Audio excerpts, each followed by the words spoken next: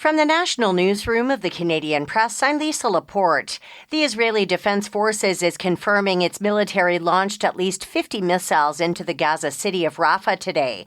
This comes after Israel's war cabinet voted to start a military operation against Rafah after Hamas announced it had accepted a ceasefire proposal from Egypt and Qatar that could end the 7-month-long war.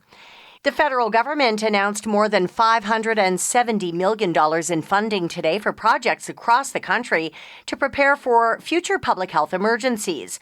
One of them is a national network of existing emergency departments and primary care clinics that will screen for new viruses or pathogens that start to appear in patients. Dr. Andrew Pinto of St. Michael's Hospital in Toronto is the lead researcher for the Prepare project. We're working really hard to create a system that helps us prepare for the next pandemic. We should think of this like a protective shield that's helping detect things early, far earlier than during COVID. The Prepare Network will also work with biomedical institutions that can quickly respond by making vaccines and treatments. A man has admitted in court that he killed 4 women in Winnipeg, but his lawyers are asking he be found not criminally responsible because of mental illness. Jeremy Skibicki faces 4 counts of first-degree murder. University of Manitoba assistant professor and legal expert Brandon Trask says the defense lawyers may face an uphill battle. This is not sort of a case where there's a single victim, a single moment in time. This is a situation involving 4 victims across, presumably a lengthier period of time. Partial remains of 1 woman were found in a garbage bin and at a city-run landfill in 2022.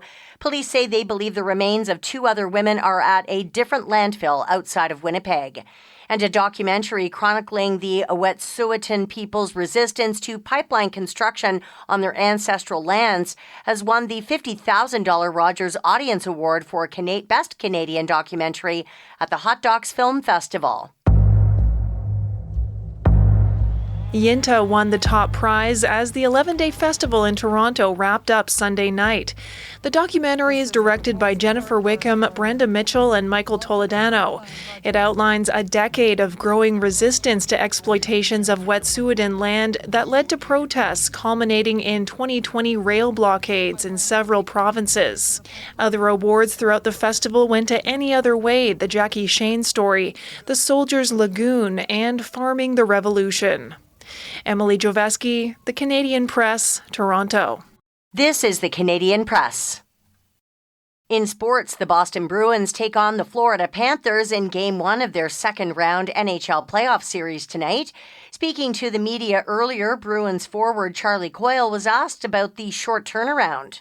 I think it's great just to you don't get out of it. You're just in that mode and you're right back into it. It's a new series, but the same mindset, same things we want to bring.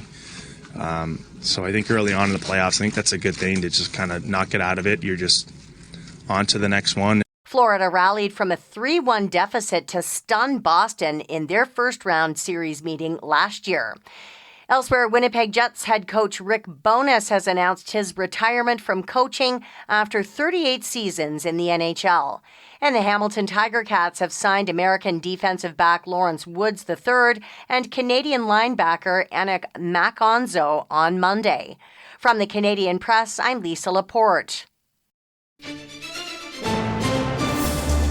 Thanks for listening. Don't forget to follow and subscribe. For more of today's top stories, visit thecanadianpressnews.ca.